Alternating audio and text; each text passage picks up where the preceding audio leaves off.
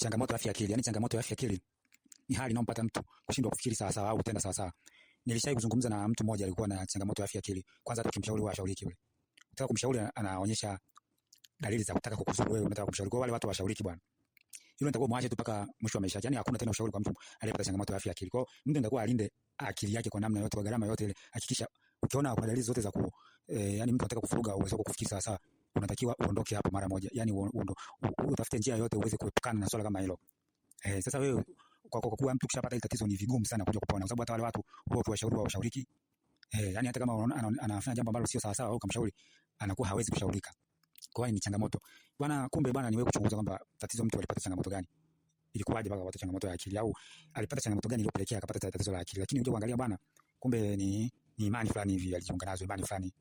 Hizi imani sasa walikuwa wanampa semina fulani. Kila anavyoenda unavyozulia semina ndivyo ubongo wake unavyozidi kuathirika.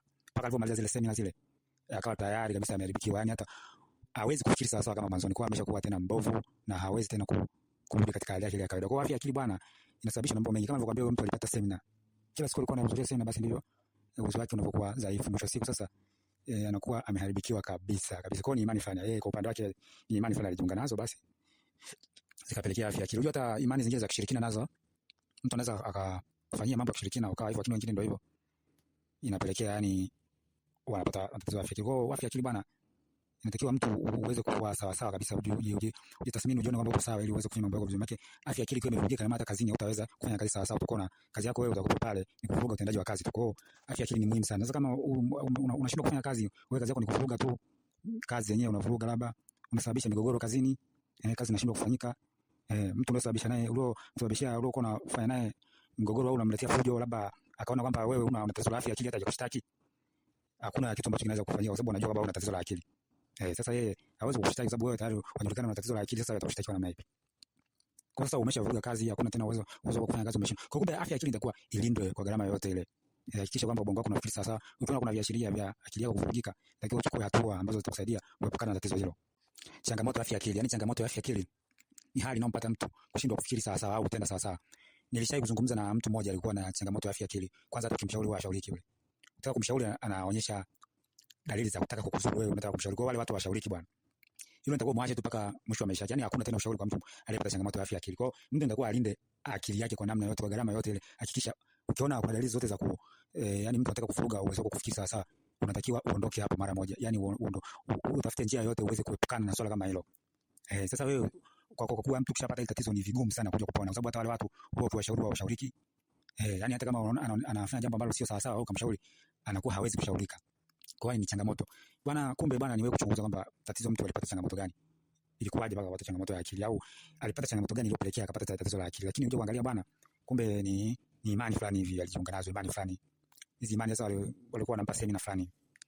Kila anavyoenda unavyozulia semina ndivyo ubongo wake unavyozidi kuathirika. Mpaka alipomaliza zile semina zile akawa tayari kabisa ameharibikiwa, yani hata hawezi kufikiri sawa sawa kama mwanzo. Kwa ameshakuwa tena mbovu na hawezi tena kurudi katika hali yake ya kawaida. Kwa afya akili bwana inasababisha mambo mengi, kama nilivyokuambia, mtu alipata semina, kila siku alikuwa anahudhuria semina, basi ndivyo uwezo wake unavyokuwa dhaifu. Mwisho siku sasa anakuwa ameharibikiwa kabisa kabisa. Kwa ni imani fulani yeye kwa upande wake, ni imani fulani alijiunga nazo, basi zikapelekea afya akili. Unajua hata imani zingine za kishirikina nazo mtu anaweza akafanyia mambo ya kishirikina ukawa hivyo, lakini wengine ndio hivyo inapelekea yani wanapata tatizo la afya akili. Kwa afya akili bwana inatakiwa mtu uweze kuwa sawa sawa kabisa, ujitathmini, ujione kwamba uko sawa ili uweze kufanya mambo yako vizuri. Maana afya akili ikiwa imevunjika, kama hata kazini hutaweza kufanya kazi sawa sawa, utakuwa na kazi yako wewe utakuwa pale ni kuvuruga utendaji wa kazi tu. Kwa hiyo afya akili ni muhimu sana. Sasa kama unashindwa kufanya kazi, wewe kazi yako ni kuvuruga tu, kazi yenyewe unavuruga, labda unasababisha migogoro kazini, kazi inashindwa kufanyika.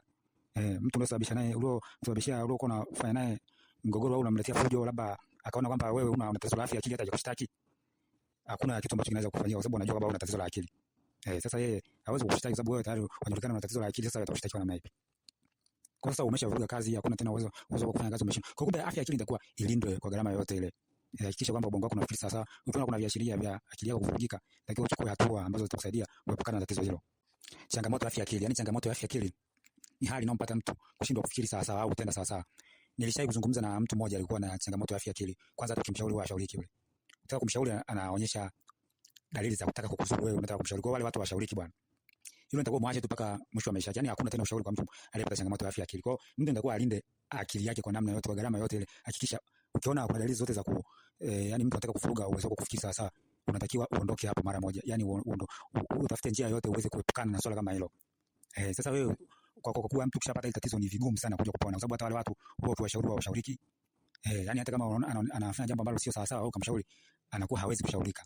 Kwa hiyo ni changamoto bwana. Kumbe bwana, niwe kuchunguza kwamba tatizo mtu alipata changamoto gani, ilikuwaje mpaka apate changamoto ya akili, au alipata changamoto gani iliyopelekea akapata tatizo la akili. Lakini uje kuangalia bwana, kumbe ni imani fulani hivi alijiunga nazo, imani fulani. Hizi imani sasa walikuwa wanampa semina fulani.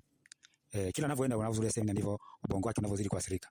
Mpaka alipomaliza zile semina zile, akawa tayari kabisa ameharibikiwa, yani hata hawezi kufikiri sawa sawa kama mwanzo. Kwa ameshakuwa tena mbovu na hawezi tena kurudi katika hali yake ya kawaida. Kwa afya akili bwana inasababisha mambo mengi, kama nilivyokuambia, mtu alipata semina, kila siku alikuwa anahudhuria semina, basi ndivyo uwezo wake unavyokuwa dhaifu. Mwisho siku sasa anakuwa ameharibikiwa kabisa kabisa. Kwa ni imani fulani yeye kwa upande wake, ni imani fulani alijiunga nazo, basi zikapelekea afya akili. Unajua hata imani zingine za kishirikina nazo mtu anaweza akafanyia mambo ya kishirikina ukawa hivyo, lakini wengine ndio hivyo, inapelekea yani wanapata tatizo la afya akili. Kwa afya akili bwana, inatakiwa mtu uweze kuwa sawa sawa kabisa, ujitathmini, ujione kwamba uko sawa, ili uweze kufanya mambo yako vizuri. Maana afya akili ikiwa imevunjika, na hata kazini hutaweza kufanya kazi sawa sawa. Utakuwa na kazi yako wewe, utakuwa pale ni kuvuruga utendaji wa kazi tu. Kwa hiyo afya akili ni muhimu sana. Sasa kama unashindwa kufanya kazi, wewe kazi yako ni kuvuruga tu, kazi yenyewe unavuruga, labda unasababisha migogoro kazini, kazi inashindwa kufanyika.